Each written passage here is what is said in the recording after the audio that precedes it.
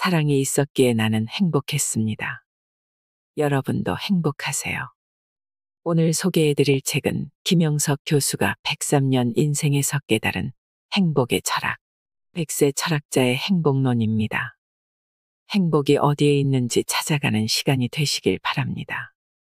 나의 건강 비결. 나는 무척 병약한 체질로 태어났다. 가족들은 내가 다른 사람들처럼 건강하게 살지 못할 것으로 여겼다. 모친은 내가 있는 자리에서조차 내가 20살까지만 살아도 좋겠다라고 말하곤 했다. 그러나 그 병마와 싸워 이겼다.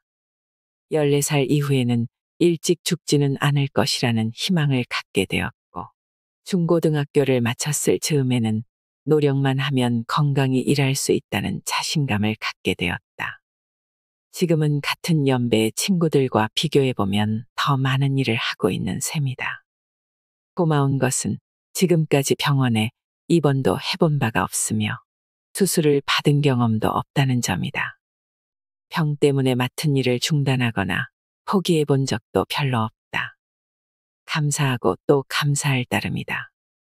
30을 넘기면서부터는 나도 건강히 일할 수 있다는 자신이 생겼고, 50을 넘기면서부터는 다른 사람 못지않은 건강을 유지할 수 있었다. 70이 되면서부터는 오히려 남들보다 건강하다는 평을 받기에 이르렀다. 특별한 비결이 있는 것은 아니다. 주어진 일을 위해서는 건강해야 한다는 의무감 비슷한 의지를 갖고 살았을 뿐이다.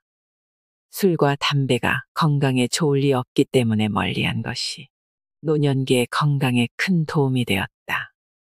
약한 사람들에게는 주어진 장점이 있다. 무리를 하지 않는다는 것이다. 한평생 많은 일을 했다. 100의 일을 할 수 있어도 언제나 90가지의 책임을 맡곤 했다. 그래야 120가지의 일을 하게 된다. 처음부터 120을 맡으면 100도 못하는 법이다. 요사이는 건강을 위한 충고들이 어디서나 들려온다. 그 첫째가 바로 운동이다. 그러나 불행하게도 나는 50이 될 때까지 운동을 즐기지 못했다. 너무 바쁘게 살았던 까닭이다. 친구들이 다 즐기는 낚시, 골프, 등산 같은 것은 생각조차 못했다. 일 때문에 그렇게 긴 시간을 할애할 수가 없었다. 50이 넘으면서 대학의 친구들과 축구를 시작했다. 몇 해 동안은 즐기는데 무리가 없었다. 그러나 체력의 한계를 느꼈고, 아이들의 권고에 따라 얼마 동안은 정구를 했다. 그런데 정구는 짝이 있어야 한다. 정해진 시간을 지키지 않으면 안 된다. 그래서 정년퇴직 조금 전부터 혼자서 아무 때나 즐길 수 있는 운동을 찾기에 이르렀다. 수영이었다. 수영은 전신운동이고 수영장만 있으면 언제나 할 수 있어 좋았다. 그러나 무리하지는 않았다. 100을 할 수 있어도 90쯤으로 끝내야 다음 날 다시 하고 싶어지는 법이다. 수영을 시작한 지 30년이 넘었다. 거의 매일 조금씩 즐긴다. 더 나이가 들면 걷기 운동이 좋다. 건강을 위해 운동을 하고 운동을 위해 걷는다는 생각보다는 산길이 좋으니 걷는다는 마음으로 걷는 게 좋다. 바다 해안길이나 공원 산책길 흙 위를 맨발로 걷는 것도 참 좋다. 맨발 걷기를 하면 몸이 건강해지는 것을 느낄 수 있을 것이다. 걷는 것이 습관이 되면 걷고 있다는 것도 못 느낄 만큼 즐거운 시간을 가질 수 있다. 그래도 신체는 늙어가기 마련이다. 70대에는 해마다 늙더니 80이 되니까 달마다 늙는 것 같았는데 90이 넘으니까 날마다 늙는 것 같다던 어느 선배의 말이 생각난다. 늙는 것을 어떻게 막을 수 있겠는가. 그러나 60을 넘기면서부터는 정서적 안정과 정신 건강을 유지하며 체력을 높여가는 것이 좋다. 육체는 늙어도 정서적 노쇠는 쉬이 찾아오지 않는다. 그리고 정신 건강, 즉 사고력은 더 오래 지속되는 것이 사실이다. 몸은 늙어도 감정은 옛날과 같다. 라는 말을 자주 듣는다. 그러나 감정보다 더 오래 지속되는 것은 사고력인 것 같다. 그래서 나이 들수록 정서적 젊음과 정신 건강에 관심을 쏟아야 한다. 젊었을 때는 건강한 신체에 건강한 정신이 깃든다라는 말이 적절하다. 그러나 늙으면 건강한 정신력이 신체 건강을 유지한다는 뜻으로 받아들일 수 있겠다. 그런 점들을 따져보자니 나는 건강에 성공한 편이라는 생각이 든다. 건강은 만들어가는 것이다. 건강을 잃으면 모든 것을 잃는다. 건강은 생명과 연관되어 있기 때문이다. 이렇게 소중한 건강의 1차적 책임을 맡은 사람은 의사다. 그래서 우리는 인수를 베푸는 의사들에게 감사의 뜻을 가진다. 그러나 건강에 대한 2차적 책임은 우리 모두에게 있다. 먼저 병을 알아본 사람이 의사가 된다는 말이 있다. 예컨대 나 같은 사람이 정신 건강을 말하는 것은 용납될 수 있을 것 같다. 그리고 40세가 넘으면서 정신 건강이 신체 건강에 큰 영향과 도움을 준다는 것은 누구나 인정한다. 병의 개념도 그렇다. 옛날에는 약을 주거나 수술을 하는 의사가 병을 치료했다. 그러나 프로이트 이후에는 정신적인 병, 흔히 말하는 스트레스가 제2의 병으로 등장하기 시작했다. 참다운 병의 치료는 신체적인 요소와 정신적인 것의 합작품임을 누구도 부정하지 않는다. 여기에 나 같은 사람이 건강으로 가는 한두 가지 제안을 해보는 것은 좁은 의미의 경험담 비슷한 것이다. 내 모친은 100세가 넘어 세상을 뜨셨다. 그러나 나는 지극히 건강이 나쁜 유소년기를 보냈다. 신체 건강에 있어서는 열등생이었다. 그런데 지금은 누구보다도 건강하게 일하는 편에 속하고 100세의 나이를 넘기고 있다. 이런 과거와 경험에서 몇 가지를 얘기를 해보고 싶다. 나는 건강의 기본적인 책임은 자기 자신에게 있다고 생각한다. 지나친 관심도 좋지는 않지만 지나친 무관심도 옳지 못하다. 의사를 비롯한 주변 사람들의 조언과 도움을 받으면서도 자기 건강은 항상 자신이 관리해야 한다. 그 가장 중요한 한 가지는 건강에 해로운 습관이나 행동을 삼가는 일이다. 최근 많이 언급되고 있는 담배가 그렇다. 담배도 어려운 문제다. 내가 하루에 한두 잔씩의 커피를 즐기면서 다른 사람의 기호품을 막아야 한다고 말할 자격은 없다. 그러나 적절한 양의 술은 좋을 수 있지만 담배는 끊는 것이 좋다. 담배를 즐기던 의사들도 40세가 넘으면 모두 금연에 들어간다. 그 영향을 잘 알기 때문이다. 나는 담배를 즐기던 친구들이 폐암으로 한창 일할 나이에 죽는 것을 여러 번 보았다. 담배를 즐기던 친구들이 비교적 일찍 귀가 멀어지는 경우도 자주 발견하곤 한다. 젊었을 때는 모르지만 나이 들면 돌이킬 수 없는 후회를 하게 된다. 나는 평생 술, 담배를 모르고 살았다. 지금은 그것을 고맙게 생각하고 있다. 알면서 건강을 해치는 것은 생명과 인생을 가볍게 여기는 잘못을 저지르는 일이다. 건강을 위한 좋지 못한 습관 중에 하나는 체력이나 정신력을 무리할 정도로 혹사하는 일이다. 내 제자 한 사람은 결혼을 한 뒤 독일로 유학을 가게 되어 있었다. 그런데 어느 날 친구들과 바닷가에 나가 술을 마신 뒤에 물에 뛰어들었다가 심장마비로 죽어 온 가족을 슬픔에 빠뜨렸다. 나는 그 장례식에서 내 제자가 나같이 약한 체질로 태어났다면 그런 비극은 없었을 것이라고 생각했다. 결코 무리한 일은 하지 않았을 것이기 때문이다. 이런 실수는 어른들도 저지른다. 대개의 경우 자기 건강을 과신하기 때문이다.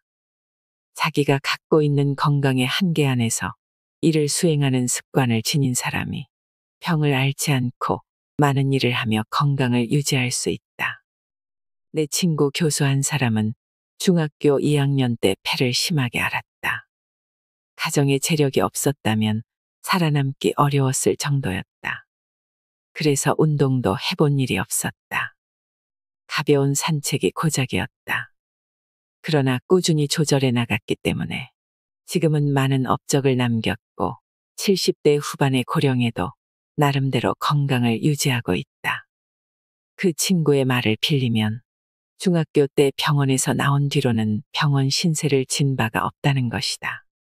운동선수들이 나이 들어 정상인보다 건강을 유지하기 힘든 것은 신체적인 과로 때문일 것이다. 그리고 체력에만 치중했기 때문에 정신수양과 체력의 균형을 상실한 경우도 있다. 긴 안목에서 본다면 신체 건강과 정신 건강을 균형 있게 유지하는 것이 좋다. 건강한 정신은 건강한 신체에 머문다는 말은 옳다.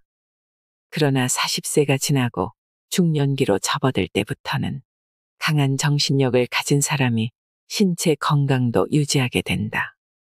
40세가 될 때까지 신체 건강은 별로 타격을 받지 않으나 나이 들면 정신적 타격이 신체에 미치는 영향이 대단히 크다. 때로는 치명적일 수도 있다. 사업에 실패했을 때, 사랑하는 가족이 타계했을 때, 사회적으로 심한 충격을 받았을 경우, 그 역경과 비극을 극복할 만한 정신력을 갖추지 못한다면 스스로의 건강을 버티어나가지 못한다. 차라리 죽고 싶다는 표현이 진실일 것이다. 우리는 그런 상황에서 스스로를 지키며 이겨낼 수 있는 건강을 정서적인 건강 또는 정신력의 건강이라고 말한다. 그리고 그것은 장년기 이후에는 더욱 중요하다. 그런 경우 그 정신적 무기력 상태에서 벗어날 수 있는 사람은 강한 정신력을 갖춘 이들이다. 종교적 신앙도 그 뒷받침을 할 수 있으며 불굴의 사명 의식도 그런 역경을 이겨내는 데 도움이 된다. 그러나 평소부터 정서적인 건강과 강인한 정신력의 소유자가 되어야 장년기 이후의 건강을 유지할 수 있다는 사실을 인지해야 한다. 그리고 그것은 평소부터 지녀온 인생관과 가치관과도 관련이 있다. 옛날 사람들은 공술의 공수거의 삶을 말하기도 했다. 정신 건강을 위해서는 과도한 욕심을 부리지 말며 분에 넘치는 욕망을 품지 말라는 뜻이다. 나이 들수록 마음을 비우는 사람이 건강하며 그 정신적 건전성이 신체적 건강도 유지해 준다는 뜻이다. 60세를 넘어보라.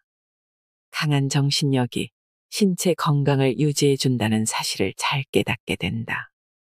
건강으로 가는 또 하나의 길은 일을 하는 것이다. 일을 사랑하는 사람이 건강도 유지할 수 있다.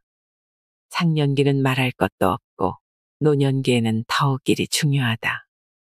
일은 우리의 삶을 증대시켜주며 이를 통해 앞으로 나아가는 사람은 정신 및 신체 건강을 계속 유지하게 된다. 일을 안 하는 사람보다는 일을 하는 사람이 건강하지만 과로는 더 많은 일을 할 수 있는 가능성을 빼앗기 때문에 피해야 한다. 동물들에게는 과음, 과식, 과욕이 없다. 맹수들도 배가 부를 때는 먹이가 코앞에 와도 먹지 않는다. 번식을 위해 짝짓기를 하는 때도 무리한 짓은 하지 않는다. 그러나 인간은 정신적 욕망이 강하기 때문에 언제나 과욕을 부린다. 거기에는 욕심이 깔려 있으므로 돈 때문에 일하거나 명예욕 때문에 분수를 잃거나 노년기에 감당할 수 없는 직책을 맡기도 한다. 그런 분에 넘는 욕망은 이를 위하는 자세가 아니라 사사로운 욕심이다. 좋게 말했을 때는 성취 욕망이지만 분에 넘치는 경우는 건강에 도움이 되지 못한다. 백의 능력이 있는 사람은 90의 1에서 최선을 다하면 100 또는 그 이상의 일을 할 수 있으나 120의 일을 맡게 되면 90의 일도 하지 못하고 건강을 해치는 경우가 있다. 그러나 분에 맞는 일을 하는 것은 노년기 건강에도 큰 도움이 된다. 일이 없는 사람보다는 일을 하는 노인들이 건강하며 오래 살게 되어 있다. 일에는 두 가지가 있다. 정신적인 일과 신체적인 일이다. 이 둘은 균형 잡힐수록 좋다. 대부분의 농어민들은 신체적 노동의 빈자리를 정신적인 일거리로 채워 건강과 인간적 성장을 꾀하고, 정신적인 노동에 종사하는 사람들은 나머지 시간을 육체적인 일에 할당하는 것이 이상적이다. 도시 사람들은 육체적인 일이 없기 때문에 신체적 운동으로 보충한다. 체육관이나 헬스클럽 같은 시설이 많이 생기면서 그곳에 나가는 사람들은 운동을 많이 할수록 더 건강해지는 것으로 잘못 생각하는 경향이 있다. 낚시와 골프, 등산 등도 그렇다. 그러나 100의 건강을 위해서는 90의 운동이 필요하다. 지나친 운동과 건강에 대한 욕심 때문에 건강에 피해를 줄 정도로 운동할 필요는 없다. 나이 든 사람이 운동량을 자랑하는 것은 어리석은 일이다. 나 같은 사람은 항상 바쁘게 지내므로 언제나 혼자서 할 수 있는 수영을 즐기고 있다. 60세가 넘으면서 시작했으니까 30년 이상을 계속했다. 그러나 절대로 무리는 하지 않는다. 내 식으로 힘들지 않게 즐기면 된다. 앞으로 얼마나 더 계속할지 모르지만 좀 더 나이가 들게 되면 산책으로 바뀔 것 같다. 나는 산책이 가장 좋은 운동이라고 생각한다. 젊어서는 조깅을 하고 60세 이후에는 많이 걷고 더 노령기에 이르면 천천히 적당히 걷는 것이 건강에 가장 좋다고 생각한다. 독일에서는 국민 건강을 위해 자전거와 수영을 권하는 모양이다. 늙으면 하반신의 체력이 달리기 때문에 하체 운동이 필요할 것 같다. 나는 기계를 이용하는 운동은 하지 않는다. 자연스럽지 못하기 때문이다. 운동선수가 되고 싶은 젊은 사람이라면 모르겠으나 장년기 이후에는 신체적인 노동 대신 자연스럽고 적절한 운동이 건강에 도움이 된다. 그리고 60세를 넘기면 의도적으로 일과 건강의 조화를 택하는 것이 좋다. 건강과 음식은 필수 관계라고 한다. 나는 그런 지식을 전문가로부터 듣는다. 한두 가지 확실한 것은 편식과 과식을 피하는 일이다. 편식은 영양 부족을 가져오고 과식은 소식보다 피해를 준다는 것은 잘 알려져 있다. 어떤 이들은 지나치게 채식을 주장하고 어떤 음식은 해롭다고 말하지만 음식을 섭취해보면 자연스럽게 해결되는 문제로 생각한다. 체질에 따라 다르겠으나 늙어서는 육식보다 채식을 택하게 되며 먹고 싶은 음식이 몸에 도움이 된다는 것을 알게 되어 있다. 지나친 관심이 오히려 좋지 않은 것 같다. 나는 보약은 별로 찬성하지 않으며 약은 될 수 있는 대로 먹지 않는 편이다. 보약은 병을 앓고 난 후에 약간 필요하다든지 늙어서 조금씩 먹는 것은 도움이 되겠지만 보신을 위한 보약은 좋아 보이지 않는다. 여성들이 지나치게 화장을 많이 하면 노년기가 되어서 갑자기 피부가 노쇠하듯이 불필요한 보약은 늙을수록 체력이나 체질을 약화시키는 것이라고 생각한다.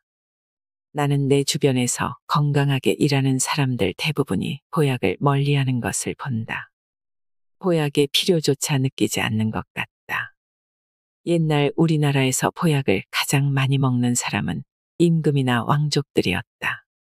그들의 평균 수명이 낮은 것은 보약 때문일지 모른다. 좋은 내과 의사는 필요한 때에만 투약을 한다. 그리고 주사는 가급적 피한다. 건강을 위해서는 자생력이 제일이고 자생력을 돕는데 약이 필요하며 이미 때를 놓쳤을 때 주사가 필요한 것 같다.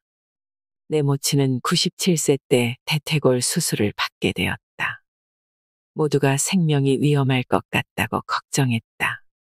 그런데 장년기 환자 못지않게 빨리 회복되었다. 과거에 약을 먹은 일이 없었기 때문에 항생제 약효가 크게 작용했던 것 같다. 꼭 필요하지 않은 약은 삼가는 것이 좋다. 사람들은 성생활과 건강에 관해서 여러 가지 생각들을 갖고 있다. 성생활의 횟수가 적으면 적을수록 건강에 좋다는 이들도 있고, 오히려 적절한 성생활이 건강에 도움이 된다고도 말한다. 모두 일리가 있는 체험담일 것이다. 그러나 최근에는 적절한 성생활은 건강에도 도움이 되고 정신 및 인간적 능력에도 보탬이 된다고 보는 것 같다. 가능하다면 인생을 긍정적으로 보며 희망과 낙관적 자세를 갖고 살 일이다. 같은 인생의 길을 걸으면서 어둡고 그늘진 면만 보는 이가 있고 밝고 희망적인 쪽을 보는 이가 있다. 소극적인 사고보다는 적극적인 의지를 가지며 비관적인 인생관보다는 낙천적인 사고방식을 가지는 이가 정신적으로 건강하며 그 정신적 건강이 신체적인 건강에도 도움이 된다. 부정적인 사고가 계속되면 절망에 빠지게 되지만 긍정적인 자세로 살게 되면 희망을 만들어가게 되어 있다. 한마디로 말하면 즐거운 마음과 강한 정신력을 갖춘 사람이 인간적으로 건강하며 그 인간적 건강이 육체적인 건강도 보충해준다.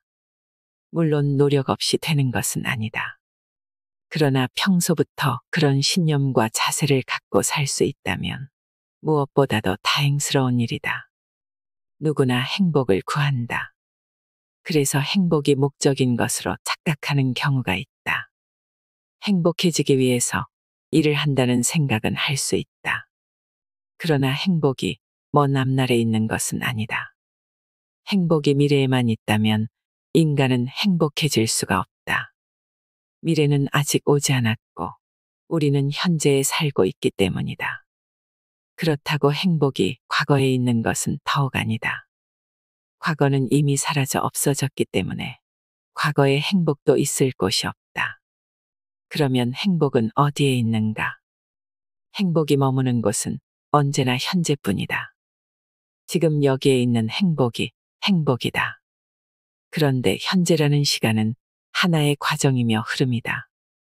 미래에서 현재를 거쳐 과거로 간다고 해도 현재는 지나가는 과정이며 시간이 과거로부터 현재를 거쳐 미래로 간다고 해도 현재는 지나가는 순간순간이다. 행복이 있다면 이러한 순간으로서의 현재에 있을 뿐이다. 인간에게는 행복의 기대와 욕망이 본래 붙어 있으며 그 행복의 기대와 욕망을 미래로 예측했을 때 행복이 우리 앞에 있는 것이라고 생각할 수 있다. 그러나 미래를 위해 현재를 공허하게 만들 수는 없으며 과거 때문에 현재를 잃는 어리석음을 범해서도 안 된다. 그렇다면 행복이 현재에만 머물 수 있고 현재는 지나가는 시간의 과정이라면 행복은 과정으로서의 현재에 머물러야 한다는 결론이 된다. 성인병으로 문제 삼는 것은 당뇨와 고혈압 더불어 비만증이다. 이런 것들은 병원보다도 스스로가 의사가 되어야 하는 것 같다. 비만증을 포함한 성인병은 30대 후반부터 장기간에 걸쳐 체질이나 체력을 조절한다면 큰 성과를 거둘 수 있다고 한다. 그 방법은 제각기 다르다. 그러나 달리기를 20년 동안 계속했다든지 약효가 있는 음식물을 10여 년 복용했다는 사람들의 얘기를 들으면 성인병은 4에서 5년의 문제가 아니라 15년 내지 20년에 걸친 관심과 노력이 필요한 것 같다. 그렇게 정상으로 돌아올 수 있다면 좋지 않겠는가? 세계에서 가장 장수하는 지역은 훈자 지역으로 알려져 있다. 그곳 사람들은 3가지 특징을 갖고 있다고 보도된다. 온 국민이 어려서부터 신체 노동을 하는 것, 화학성 음식물을 섭취하지 않는 것, 낙천적인 성격이 바로 그것이다. 주목해야 할 점은 이 지역에는 우리가 말하는 성인병이 아주 적다는 사실이다. 역시 병은 우리가 만드는 것 같다. 건강을 위해서는 어느 정도의 휴식과 수면이 필요한가를 따지기도 한다. 나는 휴식을 위한 휴식보다는 일을 하기 위한 휴식이 필요하다고 생각한다. 한 가지 일에 장시간 집착하기보다는 일을 바꾸어가면서 하면 긴 휴식이 필요 없을지 모른다. 숙면할 수 있다는 것은 복이다. 잠을 못 이루는 사람은 누구나 인정하는 일이다. 너무 규칙적인 삶에 얽매일 필요도 없지만 산다는 것은 일을 하기 위한 것이며 많은 일을 위한 적절한 휴식과 숙면은 그 자체가 건강과 축복의 길인 것이다. 이렇게 보면 최선의 건강은 최고의 수양과 인격의 산물이라고 볼 수도 있겠다. 건강은 주어지는 것보다는 만들어가는 것이라는 생각이 중요하다. 죽음의 다른 이름 3. 불가에서는 인생을 생로병사의 과정이라고 보았다. 태어나기 전의 삶은 누구도 모른다. 내가 있지도 않았기 때문이다. 죽은 뒤의 인생도 우리가 관여할 바 못 된다. 이미 존재하지 않기 때문이다. 죽음을 멀리하거나 회피하려는 생각은 누구나 갖고 있다. 죽고 싶지 않으며 영원히 살고 싶다는 욕망은 삶의 본질에 깔려 있다. 살기를 원하면서도 죽음으로 가는 길. 그것이 인생이다. 사람들은 이러한 죽음을 처음에는 간접적으로 체험한다. 신문에서 누가 죽었다는 소식을 접한다. 그러다가 아는 사람이 죽으면 죽음의 사실을 가까이 느끼고 경험한다. 그러다가 사랑하는 사람이 죽으면 마치 내 삶의 일부가 사라지는 것 같은 허전함을 느낀다. 만일 나 자신과 같이 사랑하던 사람이 죽음을 맞게 되면 내 삶의 뿌리와 존재의 기반이 붕괴되는 듯한 허무감에 빠진다. 그만큼 죽음을 직접 체험하게 되는 것이다. 그러다가 그 죽음이 나 자신에게 엄습해온다. 그때는 불안이 공포로 바뀌며 모든 관심이 허무에 직면하는 절망의 늪으로 빠지게 된다. 그렇다고 해서 죽음 자체를 체험하는 것은 아니다. 죽음에 이르는 고통이나 죽음의 문을 열기까지의 과정을 체험할 뿐이다. 그래서 우리는 죽기는 하지만 죽음을 알지는 못하게 되어 있다. 내가 아는 화가는 암과 투병하고 있었다.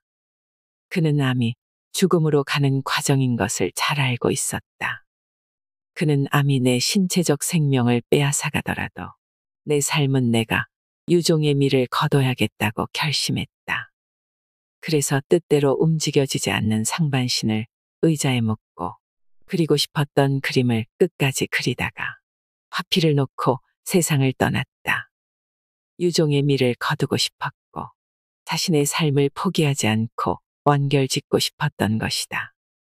삶은 죽음으로 가는 것이 아니라 완성으로 가는 것이다. 그 완결된 것을 죽음 뒤에 남겨주는 것이다. 부모들이 유산을 자녀들에게 남겨주고 가듯이 우리는 우리들 삶의 유산을 죽음을 통해 사회에 남기는 것이다. 그래서 내가 인간들 속에 살아남게 되며 나의 삶이 시간적인 종말을 거쳐 역사 속에 살게 되는 것이다. 사람은 얼마나 오래 살아야 좋은가? 우리의 신체적 욕망은 오래 살수록 좋으며 죽음이 없으면 좋겠다고 기대할지 모른다. 그러나 그 결과는 어떻게 될까? 일본 사람들의 평균 수명이 가장 높다고 한다. 그런데 등록된 치매 환자가 100만 명에 이른다고 한다. 등록되지 않은 사람까지 합친다면 그 5배쯤은 될 것이라는 얘기다. 어려움을 다른 사람들에게 나누어주는 삶은 바람직한 것이 아니다. 서머셋 모험이 90세가 되었을 때 기자들에게 했다는 고백은 지리하고 피곤해서 사는 것이 역겹다는 것이었다. 자유롭지 못할 뿐 아니라 피로와 고통을 동반하는 노년기가 즐겁거나 행복할 리 없다. 오히려 생각이 건전한 늙은이들은 해가 서산에 지듯이 신체적 종말에 조용히 순응하는 편이 지혜로운 선택일 것이다.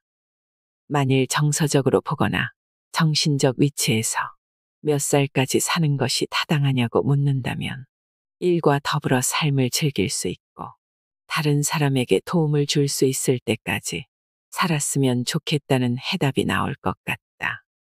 사는 것이 즐겁지도 않으며 행복하지도 못하다면 더 살 의욕이 생기지 않는다.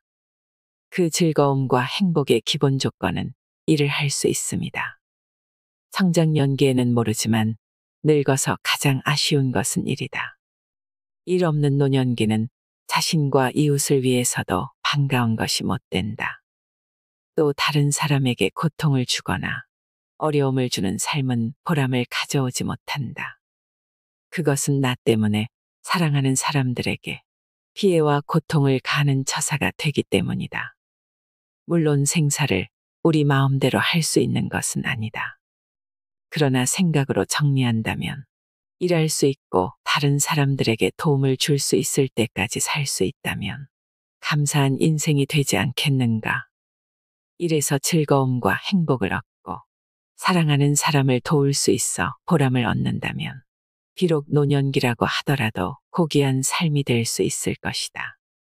그런 사람은 오래 살아도 욕되지 않고 백발이 영광이 될 수도 있을 것이다. 20세기에 가장 존경을 받는 인물 중에 한 사람은 슈바이처 박사다. 그는 세계적으로 인정받는 음악가였고 20대 중반에 대학 교수가 될 정도로 유능한 인물이기도 했다. 그러나 그는 그 모든 것을 뒤로하고 아프리카에 버림받은 환자들을 위해 의사가 되었고 평생을 생명의 존중을 위해 저술하고 봉사했다. 그가 90세가 넘어 세상을 떠나게 되면서 친구에게 보낸 마지막 편지에는 나는 누구보다도 축복받은 사람이다. 60평생을 불행한 환자들을 위해 봉사할 수 있었기 때문이다. 만일 내가 죽었다는 소식이 전해지더라도 슬퍼하기보다는 내 삶을 감사히 축하해달라라는 내용이 남겨졌다. 그는 죽음을 며칠 앞둔 날까지 고통을 받는 환자들과 함께했다. 젊은 의사들이 쉬기를 권했으나 내 행복을 빼앗지 말라고 양해를 구했을 정도였다. 남들이 오래 살기를 빌어주는 인생이 귀한 것이다. 내가 오래 살기를 욕심내는 것은 지혜로운 자세가 아닐 것이다. 호랑이는 죽어서 가죽을 남기고 사람은 죽어서 이름을 남긴다는 말이 있다. 동물은 필요한 물건을 남기면 되지만 사람은 정신적 유산이 있어야 한다는 뜻이다. 그렇다면 어떤 직업이나 인생을 살았는가 보다는 얼마나 많은 사람에게 인간적인 봉사를 했으며 인간다운 삶을 도왔는가에 평가의 표준을 두어야 하겠다. 가장 어리석고 불행한 사람은 자신의 소유와 향락을 위해 산 사람이며 자신의 이기적인 욕망 때문에 다른 사람에게 불행과 고통을 안겨준 삶은 비판을 받아 마땅하다. 그와는 대조적으로 모든 노력과 삶을 더 많은 사람의 인간다운 삶을 위해 바칠 수 있었다면 고귀한 유산을 남겨준 것으로 보아야 할 것이다. 인생의 야간 열차. 우리 모두가 야간 열차를 타고 인생의 길을 떠났다. 멀고 먼 여정이다. 1000년뿐만이 아니라 만년을 달리는 야간 열차다. 그 열차에 탄 사람들은 제각기 정해진 정거장에 내려야 한다. 어떤 이는 50년을 타고 또 어떤 사람들은 60년이나 70년, 어떤 이는 100년 동안 같은 열차를 타고 가다가 정해진 시간에 내려야 한다. 밖은 어둡다. 내려서 어디로 가는지는 누구도 모른다. 자기 자신도 모르는 길이다. 삶의 열차에서 내린다는 것은 죽음으로 간다는 뜻이며 죽음 뒤의 사실은 누구도 모른다. 대부분의 사람들은 인생의 열차에서 죽음의 정거장에 내리지 않으려고 애쓴다. 가족을 두고 어디로 가느냐고 호소도 해본다. 어둡고 캄캄한 밤인데 어디로 가야 하느냐고 물어보기도 한다. 그러나 때가 오면 누구나 야간 열차에서 내려야 한다. 열차는 그대로 달리기 때문에 내린 사람의 운명은 누구도 모른다. 우리 모두가 이러한 인생의 야간 열차를 탄 채 달리고 있다. 100년쯤 지나면 열차 안에 있는 사람은 모두 바뀐다. 50년만 지나도 아는 사람들의 얼굴이 반이나 사라진다. 그동안 어두운 열차 밖으로 이미 내렸기 때문이다. 여기 갑이라는 사람이 있다. 그는 열차를 타고 있는 동안에 열심히 돈을 벌었다. 그 돈으로 값진 물건들을 사고 먹을 것을 많이 장만하고 좋은 옷을 입으며 살았다. 그러는 동안에 늙었다. 얼마 뒤에는 야간 열차에서 내려야 할 단계가 되었다. 그는 내리고 싶지 않았다. 먹을 것이 없어서 고생하는 사람에게 밥 한 그릇도 주지 않을 정도로 아껴 모았던 돈을 어떡하고 내린다는 것인가.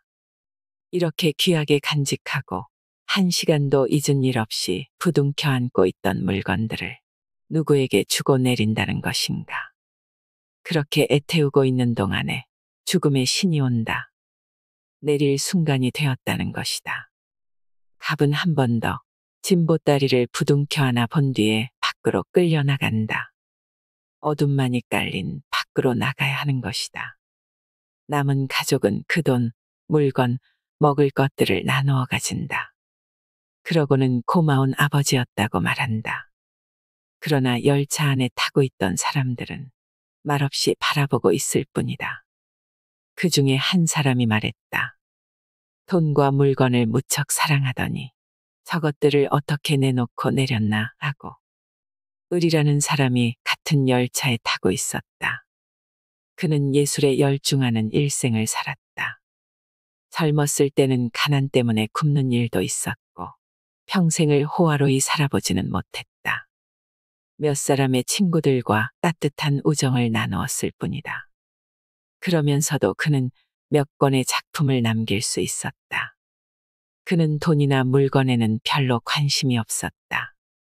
추울 때는 남노한 외투로 시간을 채웠고 더울 때는 땀을 흘리면서 열심히 원고를 썼다.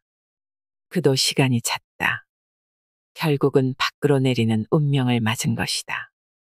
그는 몇 사람에게 인사를 나누면서 좀 더 좋은 작품을 남기고 싶었는데라며 작별 인사를 했다. 그도 밖으로 내려버렸다. 열차는 여전히 달리고 있다.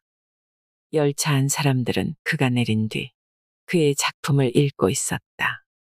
모두가 고마운 분이라고 말했다. 고생은 했지만 우리들에게 큰 즐거움을 안겨준 사람이라고 입을 모았다. 병이라는 사람도 있었다. 그는 열차 안을 수없이 돌아다녔다. 병든 사람들에게 위로와 약을 주기 위해서였고, 고통을 안고 사는 사람들에게 마음의 위안을 주려고 찾아다녔다. 어떤 때는 자신이 먹을 것을 가난한 사람에게 주기도 했고, 어떤 사람에게는 말없이 위로의 뜻을 주고 싶어 같이 잠들기도 했다. 거의 평생을 그렇게 살았다. 사랑과 봉사밖에 모르는 일생을 살았다.